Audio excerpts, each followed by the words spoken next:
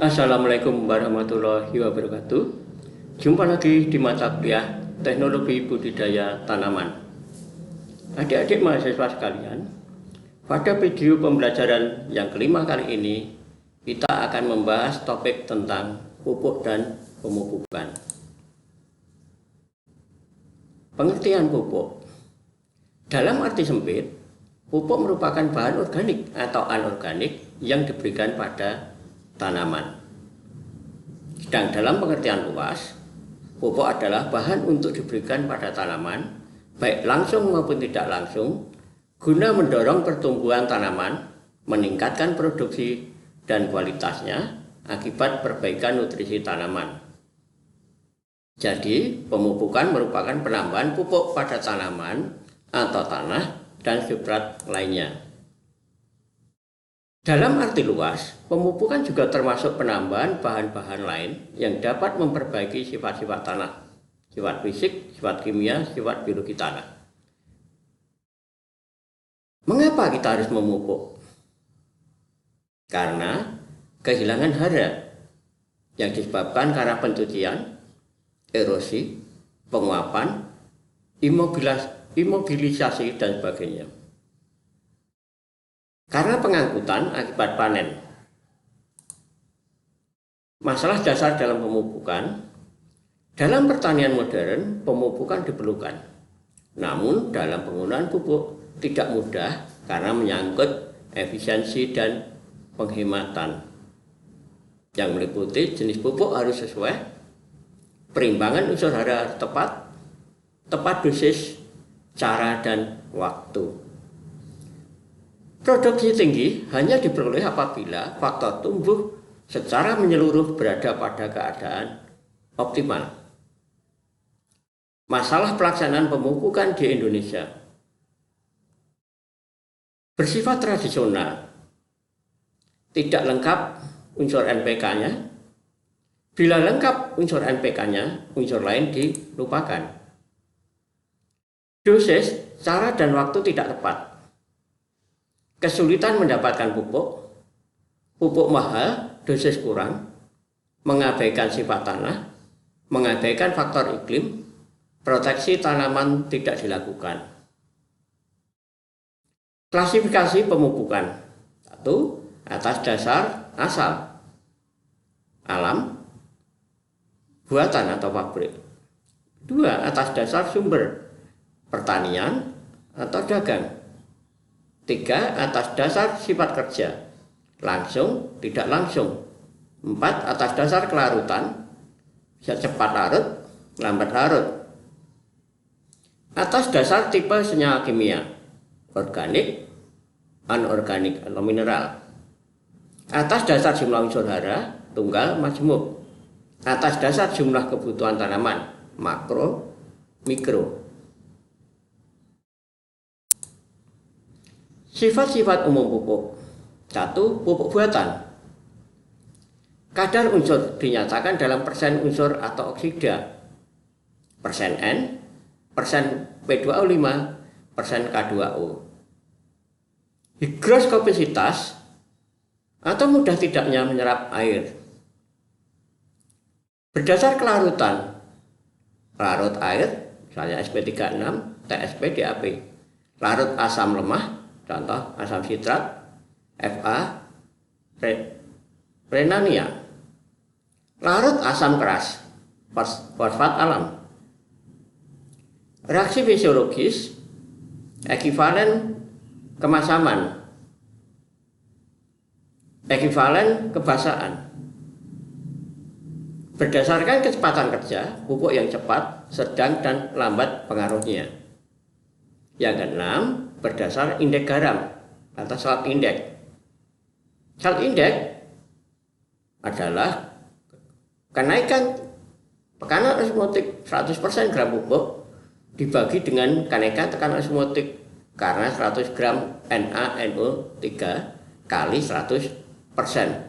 Masing-masing pupuk mempunyai salt index dan diperhitungkan karena untuk menghindari salt injury, yaitu terjadinya plasmolisis akar.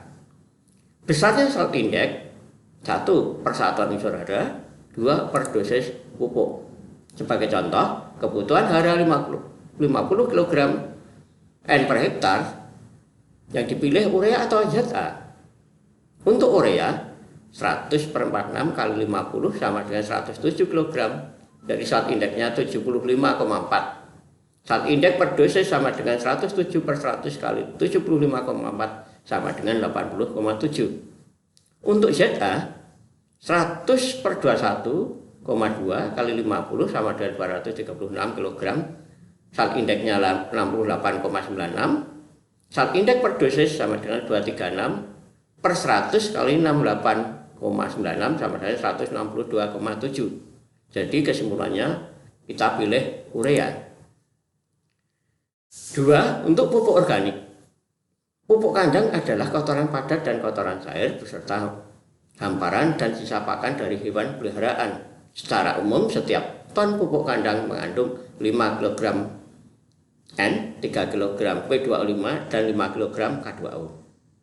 Pupuk hijau dapat diartikan sebagai hijauan tumbuhan atau sisa-sisa tanaman yang ditambahkan langsung ke dalam tanah untuk memperbaiki kesuburan tanah tersebut. Kompos adalah bahan organik yang dibusukkan pada tempat dan kondisi yang diatur hingga dihasilkan nisbah CN rasio yang rendah. Bahan untuk kompos misalnya sampah, sisa-sisa tanaman dan sebagainya. Kelebihan dan kekurangan menggunakan pupuk organik. 1. Kelebihan memperbaiki struktur tanah, meningkatkan kapasitas tukar kation, meningkatkan WAC, meningkatkan kegiatan biologi tanah, meningkatkan ketersediaan unsur mikro, tidak menimbulkan polusi lingkungan. 2. Kekurangan untuk bahan organik adalah kebutuhannya banyak, dosis tepat susah, kesulitan pengangkutan, dapat jadi sarang hama dan penyakit. Dasar-dasar pemupukan. Program pemupukan yang baik adalah mensuplai jumlah hara yang diperlukan tanaman agar keuntungan yang diperoleh maksimum. Pupuk diberikan agar kesuburan tanah tidak menjadi faktor pembatas. Beberapa hal yang harus diperhatikan dalam pemilihan dan penempatan pupuk. 1. Karakteristik tanaman. 2. Sifat-sifat tanah, yaitu jenis tanah yang akan dipupuk, jenis pupuk yang digunakan, dosis jumlah atau pupuk, waktu pemupukan, dan cara pemupukan. Karakteristik tanaman. Penggunaan unsur hara oleh tanaman. Sifat-sifat akar. Jenis tanah, kandungan hara tanah berbeda. Sifat-sifat tanah hubungannya dengan ketersediaan hara dan veksasi.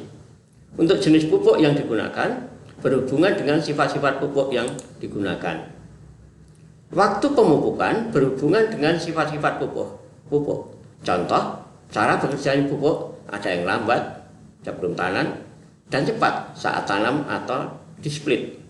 Berhubungan dengan sifat tanah atau kapasitas veksasi. Berhubungan dengan iklim, saat curah hujan dan temperatur.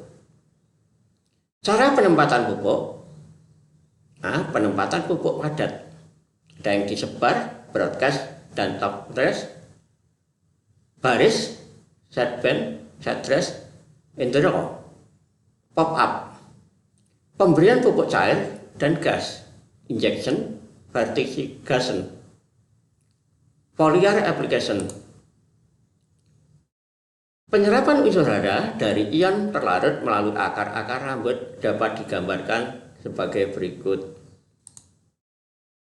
Pergerakan unsur hara ke akar dapat melalui mekanisme 1. Root interception, misalnya untuk unsur hara Ca, Mg, secara mass flow untuk unsur hara N, Ca, Mg, S, Cl, Mo, Cu, B, Fe, Mn, Ni, dan Zn.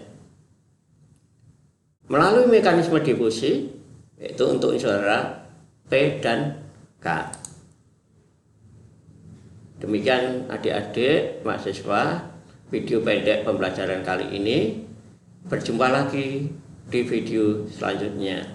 Terima kasih.